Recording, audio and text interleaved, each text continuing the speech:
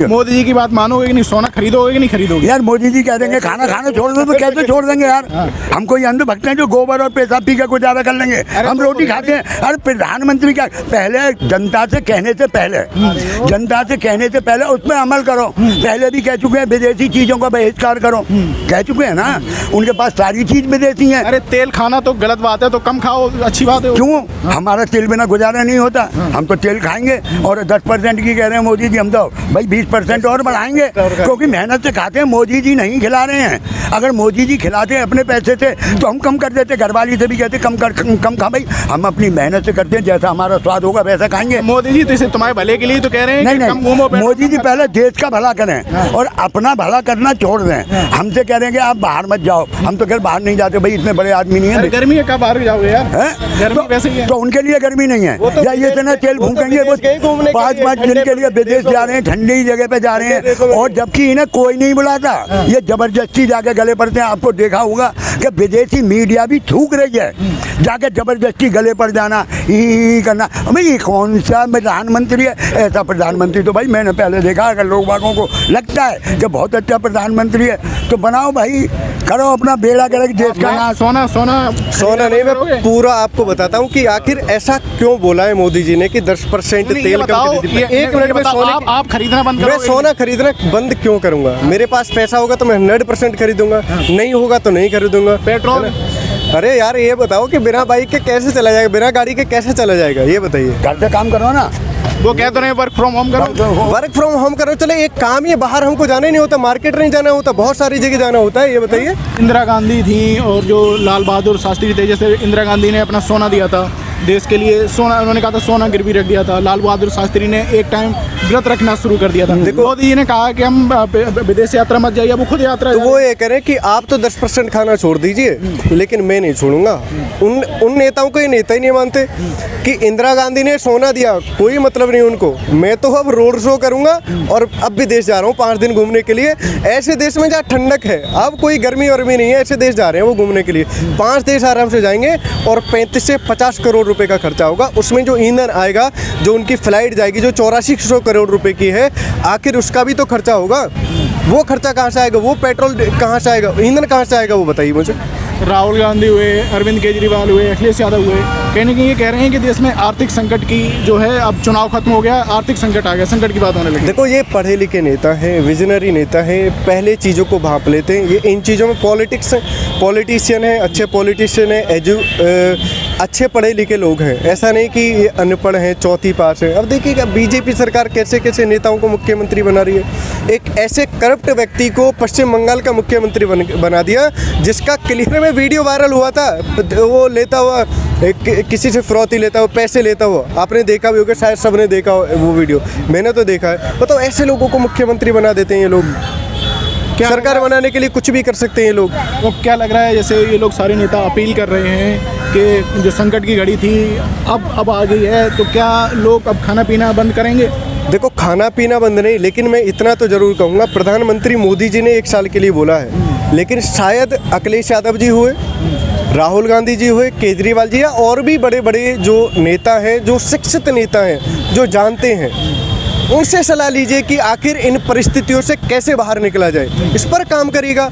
ये सोचेंगे हम तो बीजेपी वाले हैं, 22 राज्यों में हमारी सरकार है, हम कुछ नहीं, किसी से बात नहीं करेंगे, कोई मतलब नहीं है, इनको कोई मतलब नहीं है इस चीज़ से। जनता पे क्या फर्क पड़ने वाला? आपको क्या लग रहा है, लोगों को क्या समस्याएं सामना करना? देखो अंधभक्त तो समझेंगे नहीं, जो पढ़े लिखे लोग हैं वो तो इस बात को जरूर समझेंगे कि अब हमको कुछ ऐसा व्यक्ति को प्रधानमंत्री बनाना चाहिए जो विजनरी नेता हो।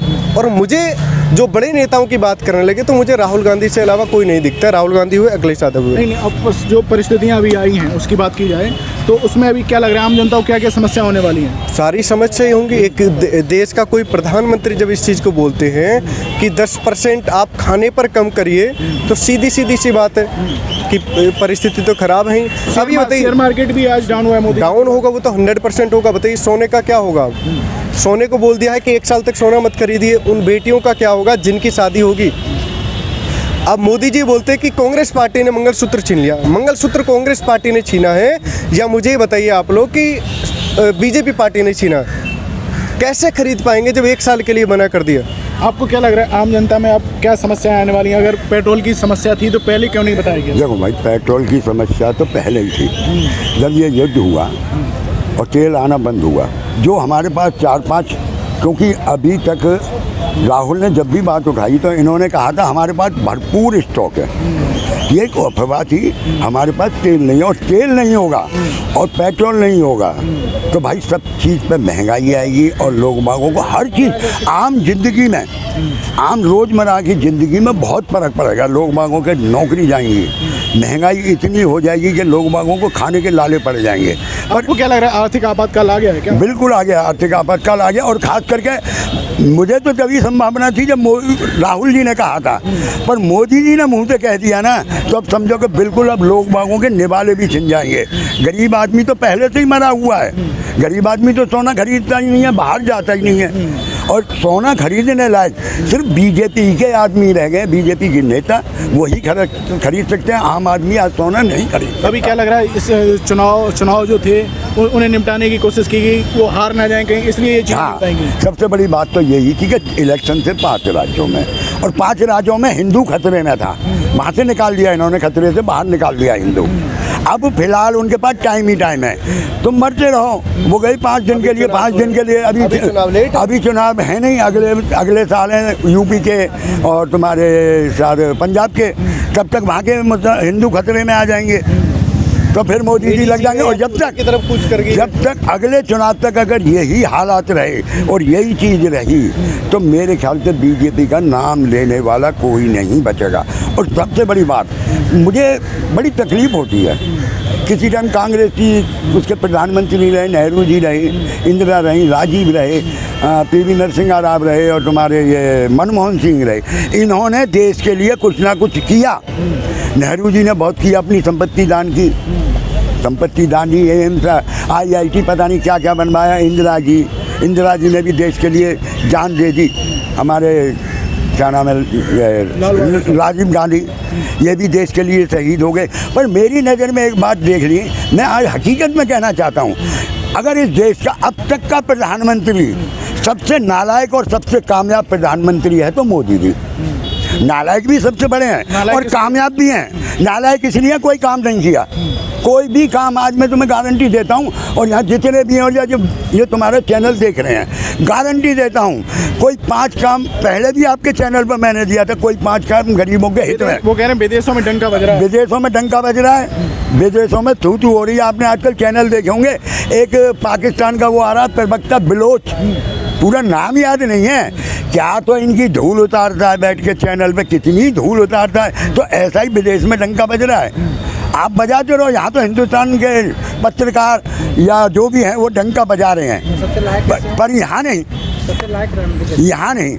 और रह गया, मैंने कहा था कि सबसे नालायक जो काम नहीं किया, और सबसे कामयाब और लायक आदमी जिस आदमी ने काम नहीं किया एक पैसे का भी, गरीबों के हित में कोई काम नहीं किया, और 11 साल से प्रधानमंत्री है, 12 साल से बिना काम किए जो प्रधानमंत्री बने हुए हैं। क्योंकि देश की जनता को ना रोटी चाहिए, ना कपड़ा चाहिए, ना रोजगार चाहिए, बस उन्हें यही चाहिए। मोदी जी ने कह दिया मंदिर में। आप लोग तो वोट करके जिता रहे हो। नहीं भाई, मैं तो जिससे भी मिलता हूँ और कहूँगा, अपने घर पे तो मेरा जोर है ना।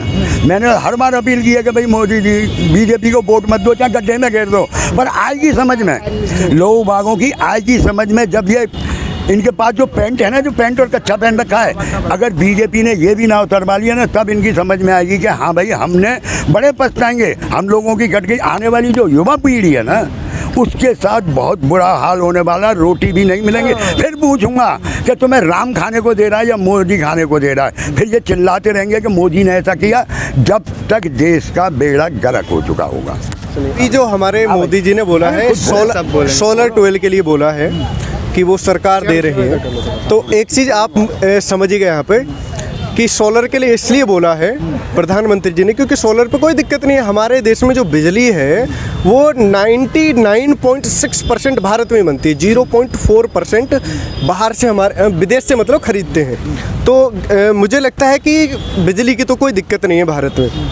अब सोलर के लिए इसलिए बोला है कि प्रधानमंत्री मोदी जी के मित्र अडानी गुजरात के कच्छ में 538 वर्ग किलोमीटर में वो अपना सोलर प्लांट लगा रहे हैं। तो एक तरीके से प्रधानमंत्री जी ने ऐड किया है अडानी का। पहली बात तो ये। युवा भी हमारे साथ, मोदी जी ने कहा है कि पेट्रोल कम खरीदो, सोना 1 साल तक मत खरीदो। युवा लोग क्या सोच रहे हैं, खाने पीने की चीज़ें कम करो, आप लोग क्या सोच रहे हो इसको लेकर? इस चीज़ को लेकर के मैंने भी अभी जैसे मोदी जी ने भाषण दिया था इस चीज़ के बारे में कि यहाँ फॉरेन करेंसी हमें कम लेनी पड़ेगी इससे, तो कह सकते हैं कि यहाँ थोड़ा बहुत सही भी है क्योंकि अभी चल रही है दिक्कत तो लेकिन ये अभी तक छुपाई जा रही थी चीज़, पहले नहीं बताई गई थी। अब ये संकट तो पिछले काफ़ी लंबे समय से चल रहा था, जब युद्ध चल रहा था। जैसे मोदी जी कुछ भी करते हैं तो इसके पीछे थोड़ा बहुत अलग एजेंडा भी हो सकता है, कुछ भी हो सकता है इसके बारे में। क्या एजेंडा हो सकता है? अब वही बोल रहा हूँ मैं, अभी कंटिन्यू कर रहा हूँ कि एजेंडा ये हो सकता है, थोड़ा रिसर्च करनी ज़्यादा जरूरी है ना। जो आर्थिक मंदी आई है ना, ये आर्थिक स्थिति खराब हो रही है, उसमें भी बीजेपी के बंदे, बीजेपी के नेता और बीजेपी के जो गोदी चैनल हैं, बीजेपी का जो मीडिया सेल है ना, इसके भी बहुत फायदे गिनाने लगेगा, बहुत फायदे गिनाने लगेंगे, क्योंकि बीजेपी के पास एक से एक नगीना, एक से एक छटा हुआ कोहनूर बीजेपी के पास है।